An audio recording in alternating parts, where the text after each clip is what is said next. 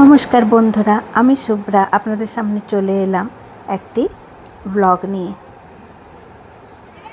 আমরা মাঝে মধ্যেই বাড়ির কাছাকাছি একটা হনুমানজির মন্দিরে যাই।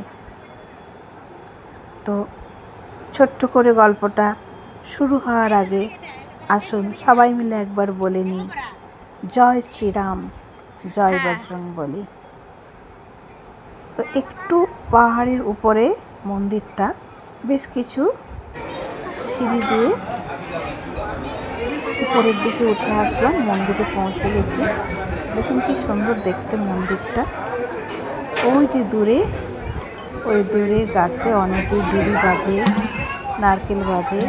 আর এখানে মন্দির প্রাঙ্গণে আমরা বসে আছি, পুজো দেবে বলে পুজো দিয়ে নিয়েছি। আর মন্দির থেকে বেরিয়ে একটু এখানে বসে ঠাকুরের নাম গান করে যাই।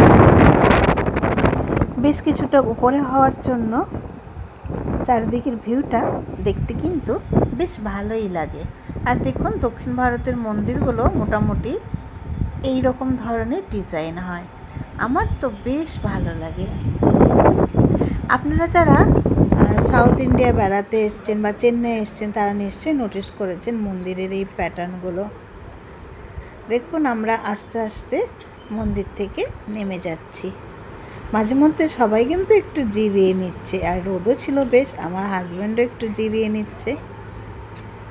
আমি তো চারিদিকে ভিউ দেখতে দেখতে একটু বসে একটু ছবি তুলতে তুলতে আস্তে আস্তে নামছি। চারদিকটা কি সুন্দর, ঘন সবুজ, দারুণ লাগছে, তাই না? আর মাথার উপরে কিন্তু এরকম ছাউনি করা আছে, তাই বৃষ্টি বা রোদে খুব একটা অসুবিধা হয় না। আর জয় বজরংবলী বলে বলে আমরা কখন যে নেমে গেলাম বুঝতেই পারলাম না। যখন উঠি তখন মাইকে কিন্তু সুন্দর সুন্দর গান চলে, সেই গানগুলো শুনতে শুনতে কখন উঠে যায় উপরের দিকে বুঝতেই পারে না। আর নামার সময়ও কীভাবে যে কখন সময়টা চলে যায় বুঝতে পারে না। আর মন্দিরে আসলে মনটা ভীষণ আনন্দে ভরে ওঠে, ভীষণ মনের একটা শান্তি আসে। দেখুন, মন্দির থেকে বেরিয়ে গেছি, আর এই যে বাইরে জয় বজরংবলী বিশাল বিগ্রহ, দারুণ লাগছে, তাই না? নিচে নেমে এসে গণেশজির মন্দিরও আছে। আমরা এবার বাড়ি যাব সেই পথে। কেমন লাগলো বন্ধুরা, ছোট্ট এই ব্লগটা জানাতে ভুলবেন না।